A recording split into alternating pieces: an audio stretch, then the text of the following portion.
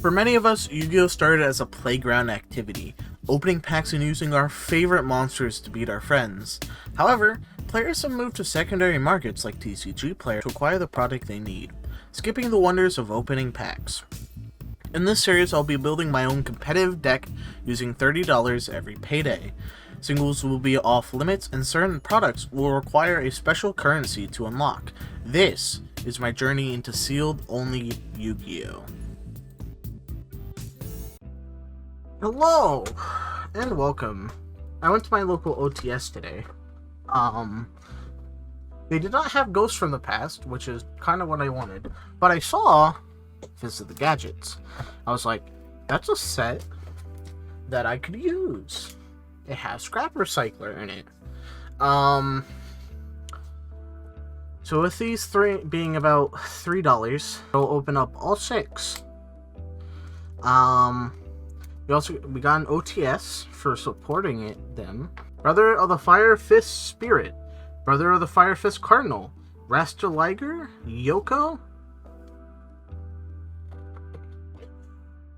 Yeah, W, brother. I pulled 10 keys. Let's go. You know what? Let's put the secrets. Boot up Admiral Destroyer Dynamo. Okay. Spool Code. Final Battle. Chronograph Sorcerer. And Bear. I thought this was Dragoon. I'm a dumbass. Archfiend's Manifestation, Prohibit Snake, Latency, Signet Conflict, and Code Talker. Formula Synchron, Muddy Mud Dragon, and it's an XCs. Bahamut Shark, Fag Sheep. Damn, that's sad. Can I get something from here? Can I please get super rare I need? Tanky number 2, Gold Gadget, Swap Cleric, Goliath, and Chronograph. Tanky number 2, Peacock, Fiendess, Elphase, Majesty Maiden, and Talkback Lancer. Please, Scrap Recycler.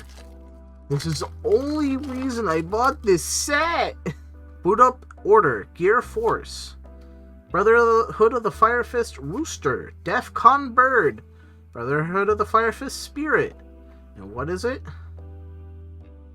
It's not Scrap Recycler. I see it has...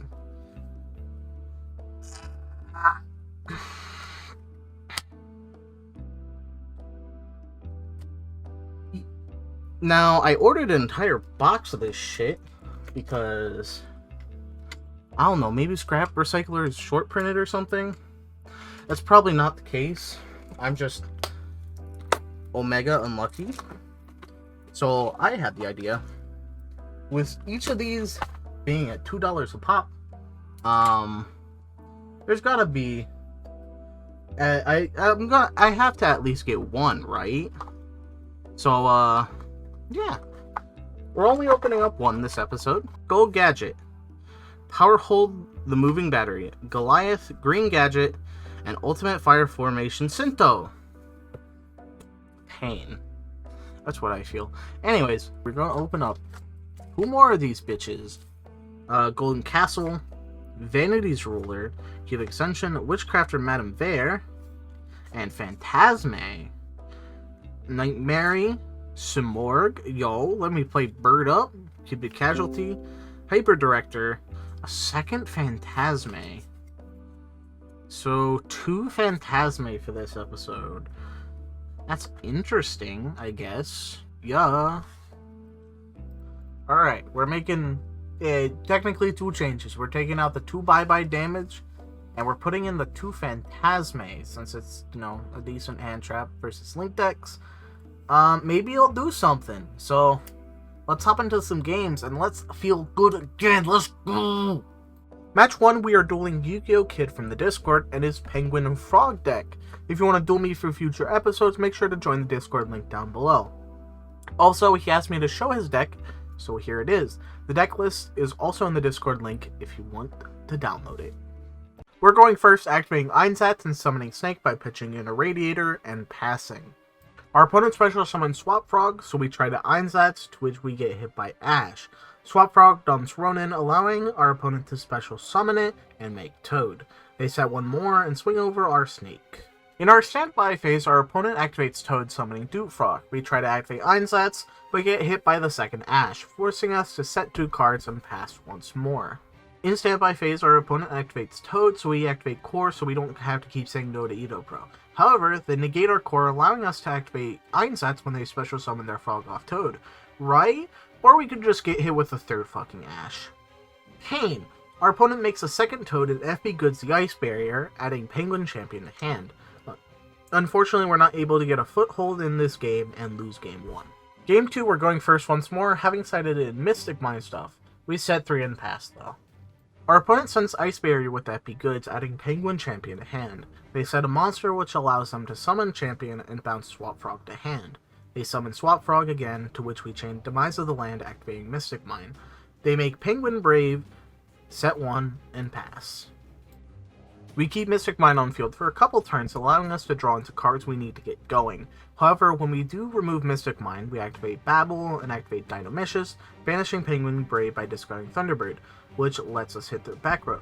They chain the IDP to summon our Thunderbird, which lets us chain Malicious to summon. We activate Einsatz, then pitch Mothman as only card in hand, drawing and discarding Skeleton. Our opponent, like a Chad, tributes for Emperor Penguin, which we crack down, which essentially forces our opponent to pass. This allows us to get to our Orca stuff, setting Crescendo, which essentially lets us win through our multiple interruptions. Game 3, our opponent summons Swap Frog, discarding Dupe, allowing them to end on Toad with a set card. We start by activating Babble, which feeds our opponent's Toad. We summon Gearframe, searching Fortress. We summon Fortress by discarding itself and Skeleton. We activate Dogman, hitting it, so our opponent activates IDP, summoning Skeleton and banishing it and Fortress. We hit over Toad, and then pass. Our opponent sets a monster, then summons Penguin Champion, so we overdrive to Citadel. As the chain resolves, we activate Citadel to wipe their champion, forcing them to pass. We summon Recycler off the top, sending Nightmare, which allows us to access our Orca's good stuff, setting Crescendo and beating over his Ronin with Longirsu. Our opponent flips off their Swap Frog, sending a Frog, which lets them summon Ronin and make Toad, passing. The rest of this game is Yu-Gi-Oh! Kids struggling with our established resource loop, with Longirsu being able to essentially send important things our opponent wants to use, and he can't really get a foothold in the game, so we take the game 2-1. Good games. The deck was really fucking cool to see, so good job. Match 2 is versus the PokeMonarch and his Sealed Only Drytrons. Go check out his series. He starts off with a singular set and pass, to which we respond with a set 3 and an Einsatz. Looks like Brick City, boys.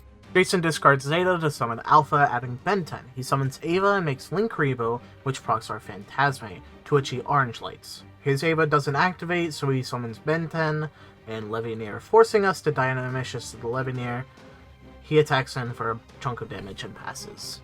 We activate Nightmare, dumping Wand, which lets us summon the Wand we drew for turn. This allows us to get to Galatea, setting Babel and attacking over his board. Jason uses Cyber Emergency for Draconids, then discards it to summon Alpha, getting him through his Drytron combo, allowing him to summon Quadrantids, wiping our spells and traps. He beats over our monsters and passes the turn. We activate the Crescendo and Grave to add Skeleton hand, then pitch the Magna Soldier to add Babel, which lets us resume our resource loop, making Longirsu to send Quadrantids. Jason uses Cyber Emergency to search Delta, pitching it to summon Alpha, searching Herald of Ultimateness, once again allowing Jason to go through his Drytron combo, summoning Draconids. However, he summons it in one of Longirsu's zones, which lets us send it before he can make a big attack in. The rest of the game 1 is Jason struggling to break our resource loop, and Longirsu sends. We ultimately win game 1. Game 2, Jason is going first, using his normal Drytron combo to search out Ben 10, triggering it to search Vanity's Ruler. He summons Ruler and Linkuriboh, then activates Deck Lockdown, passing. We start by summoning Possessors to get a Beat Stick on field, then dump the most of our hand to trigger a fucking Mothman, allowing us to draw into Dynamicious. We force the Linkuriboh effect and end our turn. Unfortunately, Jason has a bunch of crazy shit we're unable to deal with.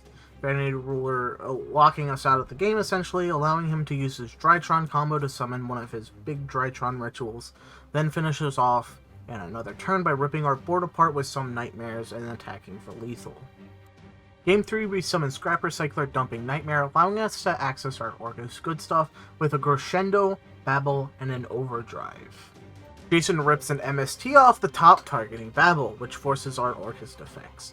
He starts going through his Drytron combo, but uses Eva to summon Unicorn, targeting our set Crescendo. We unfortunately have to negate the Unicorn despite wanting to hold it for the Ritual spell.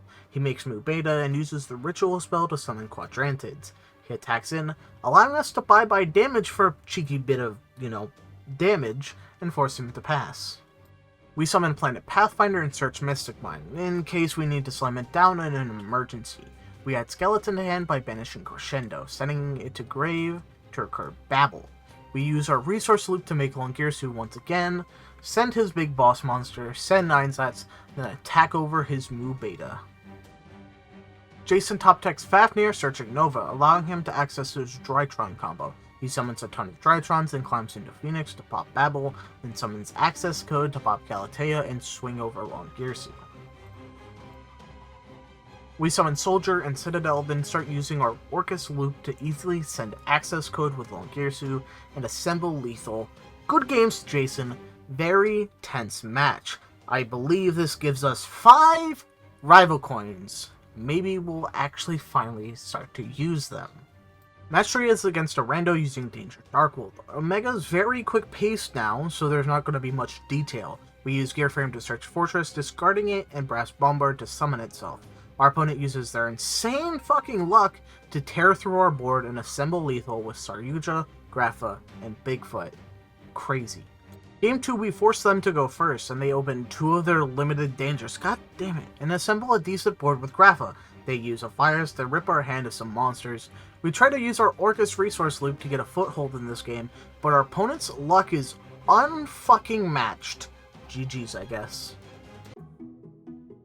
Well. Another end of a week. By the way, yeah, those Omega games are really fucking fast now. Like, the replays are super quick. I didn't even speed them up that much with the voice overlay, so I don't know if I'll be using Omega for replays from now on. But anyway, the deck's doing alright still. The deck didn't change much. Phantasme feels a little bricky, but overall the deck's still working well. We're getting wins, which is nice. We're helping our win-loss ratio. But overall, we still have to hunt for stuff like Dingirsu, Scrap Golem, Scrap Recycler, a bunch of other shit. But we do have 5 rival coins, so now we can trade into a signature coin, and maybe we can do something with that to bolster our deck. So, next couple weeks, we're going to be opening stuff like Dual Overload, Fist of the Gadgets, OTS 14, or is it 13? I think OTS 13 is fridge. It's been a while since I've opened stuff. To try and finally get those cores done. And then after that, we'll probably be opening for stuff like Scrap Recycler, or Scrap Raptor, and other important cards to the playstyle. So, this episode's kind of short, which is kind of insane, but hopefully next episode's not as short. I hope you all enjoyed, though. Comment, rate, subscribe. It really helps the channel, and if you'd like to see more, way to look. Also, make sure to join the Discord down below. Bye-bye!